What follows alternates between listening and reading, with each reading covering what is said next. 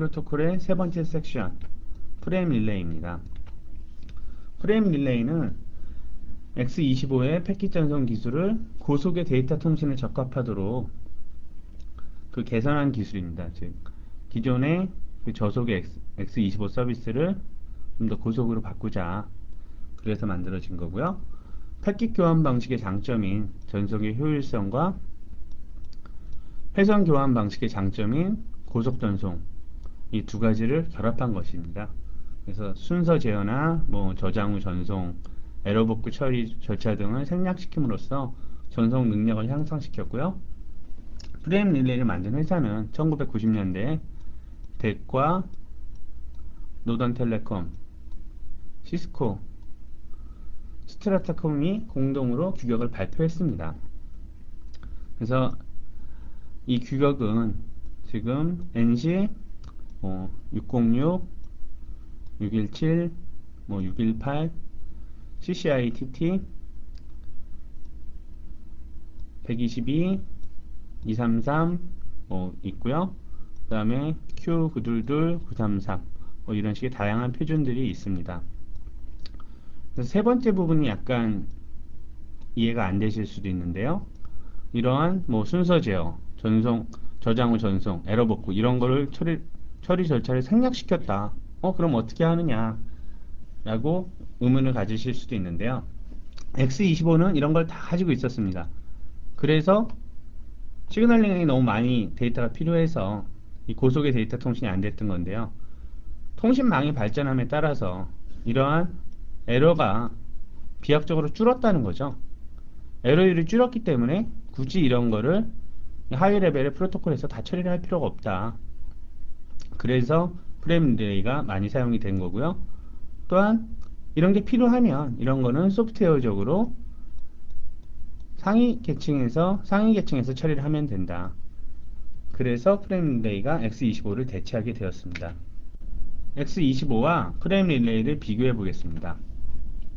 X25의 경우 전송 매체의 전송 에러율이 높을 때, 즉 통신망이 불안정할 때 적절한 방법입니다. 즉 시그널링을 모두 처리해 주니까요. 그래서 반대로 에러율이 낮을 때는 안정적인 망에서는 부적절합니다.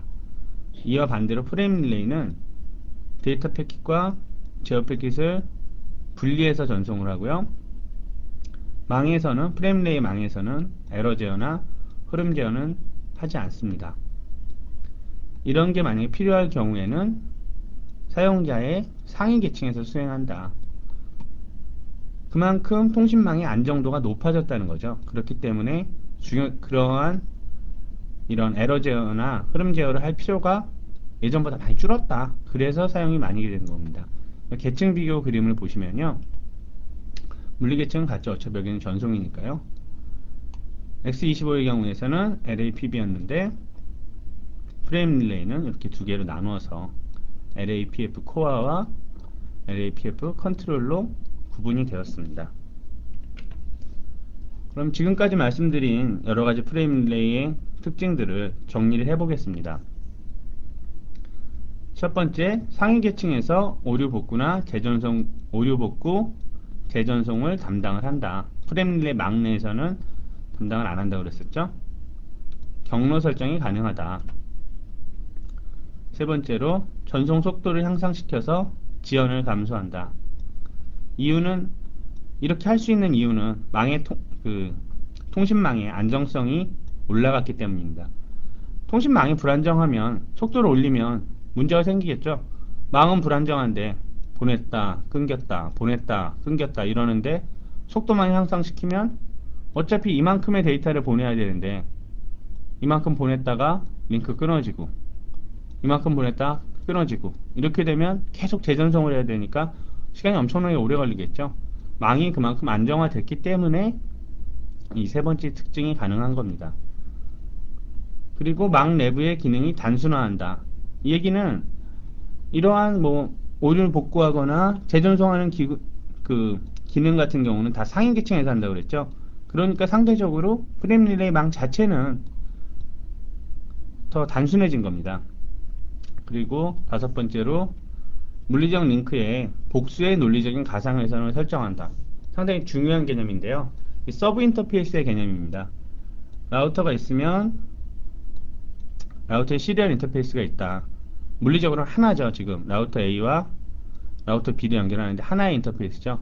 근데 실제 이 논리적으로 이걸 나눈다는 겁니다. 시리얼 0, 0.1, 0.2, 0.3. 그래서 큰 관을 생각하시면 되는데요.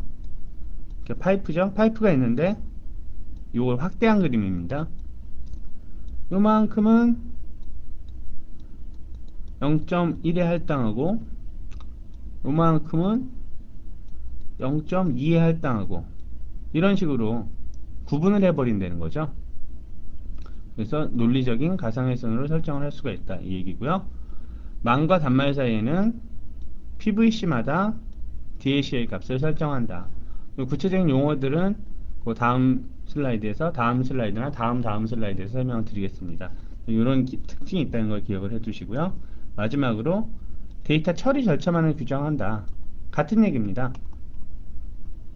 이 첫 번째 얘기는 오류 복구나 이런 거는 상위 계층에서 한다고 했죠. 그래서 요거를 설명을 하면 프레임 릴레이는 단순히 데이터 처리만을 규정한다. 나머지는 다 상위 계층에 맡긴다. 이렇게 이해를 하시면 되겠습니다. 이번은 프레임 릴레이 프레임 포맷입니다. 아까 계속 PPP 할 때도 그랬고요. ISDN 할 때도 그랬고 프레임 포맷을 제가 계속 말씀을 드리죠. 이걸 꼭 기억해 주시기 바랍니다. 그래서 똑같이 플래그는 시작과 끝을 나타내고요. 주소는 프레임 릴레이 주소입니다. 여기도 프레임이니까요. 이거는 IP 주소가 아니라 데이터 링크 계층에, 즉 OSI 두 번째 계층에 그런 주소를 나타내는 겁니다. 그리고 요 주소 안에 DLCI, FECN, BECN 이런 게 있죠. 그래서 약자는 다 약자들이니까요.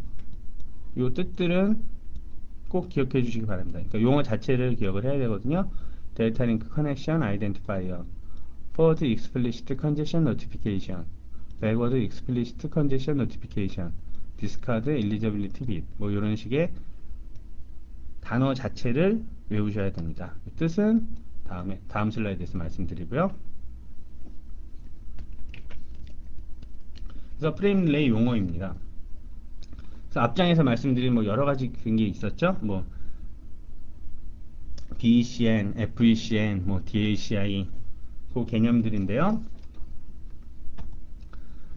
먼저 LMI, DLCI, BECN, FECN 그림을 먼저 기억을 해주시고요. 교재를 기준으로는 177페이지에 있습니다. 그림 5-20 프레임 릴레이 네트워크 그림인데요. 여기서 먼저 이 로컬 액세스는 로컬 라우터와 ISP 간의 연결입니다. 로컬 액세스 부분이죠.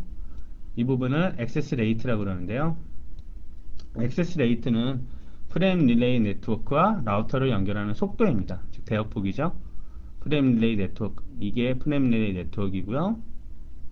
로컬 라우터를 연결하는 속도, 이게 얼마시냐 그거고요. DACA 값은 DACA가 뭐라고 말씀드렸죠? 데이터 링크 커넥션 아이덴티파이어라고 그랬죠. DACA는 프레임 릴레이 네트워크에서 라우터와 프레임 릴레이 스위치 간에 구분해주는 숫자로 알아야겠죠? 프레임 릴레이 스위치가 이게 몇 번인지. 그래서 PVC나 SV를 지정해주는 값입니다. 그리고 LMI는 로컬 매니지먼트 인터페이스라고 그래서요. 요 지금 둘 간의 연결이 있죠? 라우터와 스위치의 연결. 어떻게 해줄 것이냐? 어떤 방법을 할 것이냐? 논리적인 방법인데요. 시스코 라우터의 경우 LMI 타입으로 시스코 안시 Q933A가 있습니다. 그래서 어떤 방법을 사용할 것인가를 보여주고요. CIR이라는 개념이 있습니다. CIR은 Committed Information Rate, 즉 이쪽 프로바이더 ISP가 이 밴디스를 얼마로 하겠다, 얼마는 우리가 개런티하게 보장을 해주겠다, 그런 대역폭을 말합니다. 그리고 BECN과 FECN이 있는데요. 여기서 컨제션이라는 거는 막히는 걸 얘기하는 거죠. 길이 막히는 것처럼 여기서 어떤 데이터를 전송을 한다. 이런 식으로 이쪽 출발지에서 목적지로 전송을 하는데, 만약에 어떤 현재 네트워크가 갑자기 트래픽이 많아서 속도가 느려졌다 이랬을 때 프레임 릴레이 스위치는 이런 경우에 출발지에다가는 BECN, 즉 Backward Explicit Congestion Notification, 어떤 컨디션이 발생을 했다, 이걸 backward, 그러니까 뒤져 출발지로 보내는 거고요. FEC는 이와 반대로 너한테 누가 데이터를 보내려고 그러는데 중간에 컨제션이 발생했다, 포워드, 앞쪽으로 네트워크에 혼잡이 일어났다는 걸 밝혀주는 것입니다. 다음은 프레임 릴레이 용어인데요. 이거 앞장에서 다 말씀드렸죠. 액세스 레이트, DACI, LMI, CIR. 그래서 중요한 점은 이 전체 뜻과 요 단어들의 이게 약어죠. 약어의 실제 이름들 어떻게 줄여져 있나, 요거를 꼭 기억해 주시기 바랍니다. 그래서 DICA나 LMI 이런 값들 다 기억을 해 주셔야 되고요. 앞장에 이어서 계속 프레임 릴레이 용어입니다. 앞에 그림을 설명드리면서 말씀드렸죠. BECN과 FECN, 즉 컨제션이 발생했을 때 프레임 릴레이가 어떻게 작동을 하느냐 그거고요. 커미티드 버스트 같으면 프레임 릴레이 스위치가 전송하는 순간적인 최대의 데이터 크기를 말합니다. 가상에서는 두 개의 네트워크 장비 간의 통신이 가능해지도록 만들어진 가상적인 회선으로 PVC와 SVC가 있다. 그래서 PVC라는 건 이제 Permanent Virtual Circuit, 그래서 항상 만들어져 있는 거고요. SVC는 Switched Virtual Circuit, 그래서 데이터를 전송할 때 그때 새로운 경로를 통해서 만들어지는 가상 회선을 얘기를 합니다. 여기 설명이 있죠. PVC와 SVC. 그래서 PVC는 약속된 대폭으로 항상 만들어져 있는 것, SVC는 데이터를 전송할 때만 만들어지는 것입니다. 다음은 구체적으로 프레임 릴레이의 동작에 대해서 살펴보겠습니다. 그래서 이제 두 개의, 이게 출발지라고 생각을 하시면 되고요. 이것이 목적지입니다. 그래서 이 둘 간의 연결인데요. 라우터는 개별 VC를 구분하기 위해서 IP 주소를 알아야 되고, 복수의 VC 간에는 개별 VC를 구별하기 위해서 DACI 값을 사용한다. 쉽게 말씀드리면 라우터와 라우터 간의 통신을 위해서는, 프레임 릴레이 통신을 위해서는 VC가 필요하다고 그랬죠. 그러면 개별 VC에다가 요거를 구분하는 기준은 IP 주소가 되겠습니다. 그리고 복수의 VC 간에, VC가 만약에 두 개의 라우터 간에 물리적인 연결은 하나지만 제가 아까 여러 개의 연결을 만들 수가 있다고 그랬죠.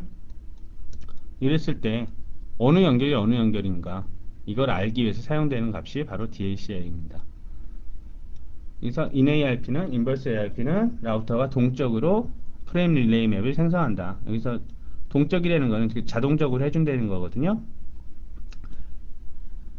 InARP를 사용하게 되면, 즉 제가 구체적으로 넥스트홉 주소 같은 걸 설정 안 해도 라우터끼리 서로 주고받아서, 데이터를 주고받아서 이 값을 프레임 릴레이 맵으로 만든다는 것입니다. 여기서 ARP 같은 경우는 지금 다음 장 TCP/IP에서 다루게 될 거니까요. 즉 InARP면 ARP의 반대라고 생각을 하시면 됩니다. 인버스 ARP요. 그리고 라우터와 프레임 릴레이, 오타가 났네요. 프레임 릴레이 스위치 간에는 LMI를 초기화하며 DACI 값과 IP 주소를 매핑한다.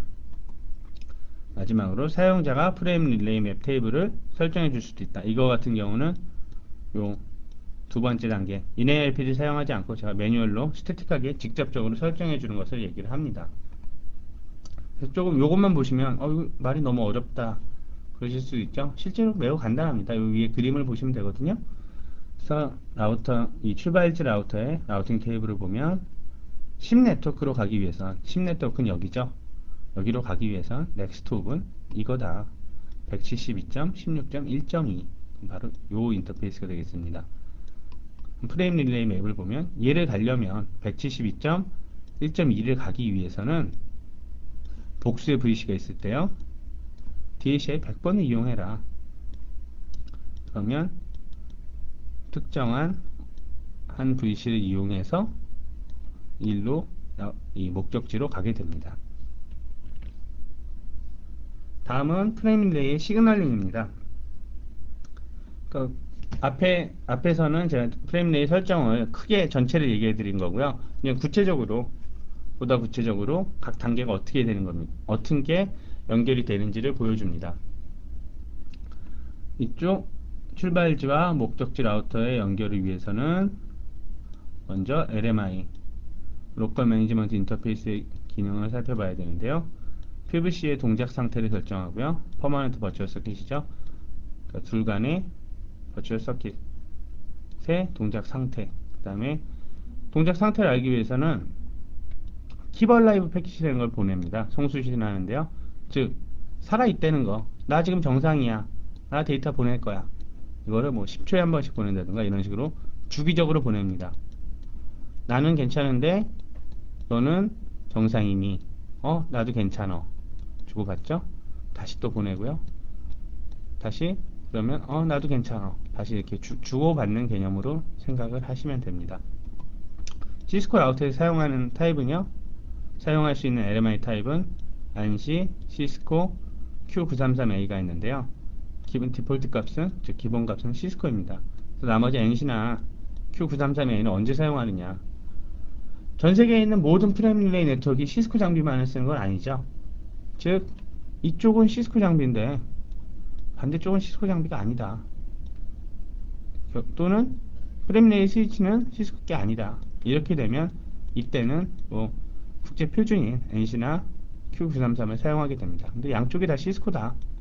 그렇게 되면 이럴 때는 시스코를 사용하는 거죠. 그러면 이런 프레임 릴레이 시그널링에서 각 상태가 어떤 상태가 있느냐, 크게 액티브 상태, 인액티브 상태, 딜리트 상태 이런 식으로 구분할 수가 있고요. 액티브는 말 그대로 두 대의 라우터 간에 통신이 가능한 상태, 인액티브는 통신이 안 되는 상태겠죠. 딜리트는 아예 LMI와 관련해서 어떤 패킷도 주고받지 않은 상태입니다. 즉 끊어져 있는 상태, 아무런 연결이 없는 상태라고 보시면 됩니다. 요 인액티브는 요걸 인액티브하고 딜리트를 헷갈려 하실 수가 있는데요. 그림으로 이해를 하시면 편합니다. 출발지 라우터가 있고요. 목적지 라우터가 있습니다. 중간에는 프레임 릴레이 망이 있겠죠. 프레임 릴레이 스위치가 있습니다. 망 내부는 신경을 안 써주셔도 됩니다. 이건 망 내부는 ISP니까요. 그러면 출발지와 ISP의 이쪽에 프레임 릴레이 스위치. 그럼 이 안은 많이 경로가 이렇게 될 수도 있고, 이렇게 될 수도 있고, 바로 이렇게 갈 수도 있고, 여러 가지 경로가 있겠죠. 이거는 논의사항이 아니고요. 반대쪽에 목적지의 라우터와 프레임 릴레이 스위치 이 연결 이렇게 있을 때 요 구간 출발지와 연결되어 있는 ISP 연결 구간은 통신이 가능하나 반대쪽 이쪽에서는 통신이 안 되더라. 이거를 바로 inactive라고 합니다. 딜리트 상태는 여기서부터 전체가 안 되는 거고요. 그러니까 즉 전혀 연결이 없는 상태고, inactive는 여기까지는 연결이 되는데 어느 부분까지는 연결이 되는데 그 이후에는 연결이 안 되더라. 그랬을 때가 inactive 상태입니다. 프레임 릴레이의 기본 설정 방법입니다. 이번에도 PPP나 IRC 된 거 마찬가지로 먼저 개념을 말씀드리고 구체적인 명령어를 말씀드리겠습니다. 물론 순서대로 설정이 되어야 되는 부분이고요. 첫 번째로는 인터페이스의 인캡슐레이션 방법을 설정을 합니다. 인캡슐레이션, 프레임 릴레이 이후에 한 가지 옵션이 있는데요. 시스코를 할 것이냐, IETF를 할 것이냐. 이것도 마찬가지로 그 다음에 나오는 LMI 타입과 마찬가지로 시스코 장비들끼리의 연결이면 시스코를 이용하고요. 만약에 탑엔더가 섞여 있다면 노텔이나 뭐 여러 가지 회사가 있겠죠. 그럴 때는 IETF를 사용하게 됩니다. 즉 국제 표준을 사용하느냐, 시스코 자체의 표준을 사용하느냐 이 차이고요. 두 번째로는 LMI 인터페이스, LMI 즉 로컬 매니지먼트 인터페이스의 방법을 설정을 합니다. 그래서 프레임 릴레이 LMI 타입을 무엇을 해줄 것이냐 세 가지 타입이 있다고 말씀드렸었죠. 그 다음 키벌 라이브의 설정 몇 초로 할 것이냐, 그러니까 주고받는 거죠. 링크가 문제가 없는지 계속 주고받는 기능을 얘기하는 거고요. 네 번째로는 DACI 값과 프로토콜 목적지 주소를 매핑을 해준다. 이거 같은 경우에 안 해줘도 되겠죠. 즉 이렇게 해주는 건 스태틱한 방법이고 제가 정적으로 구체적으로 다 설정을 해주는 거고, 반대로 자동으로 인버스 ARP라는 걸 써가지고 가 자동으로 주소를 할당해 줄 수도 있습니다. 다음은 프레임릴레이 동작 확인인데요. 여기서 약간 의아하실 수도 있을 겁니다. 아니 저거 갖고 설정을 어떻게 할 수 있나. CCNA에서는 프레임릴레이 같은 경우 설정까지는 바라지 않거든요. 그거 같은 경우는 너무 복잡해지기 때문에 그런 부분은 다, 그러니까 CCNA에서 기본적으로 다루었던 PPP, ISDN, 프레임릴레이 이 모두의 구체적인 설정은 CCNP 과정에서 하게 됩니다. 그래서 지금은 개별 서비스에 대해서 이해를 하시는 편이 더 중요하니까요.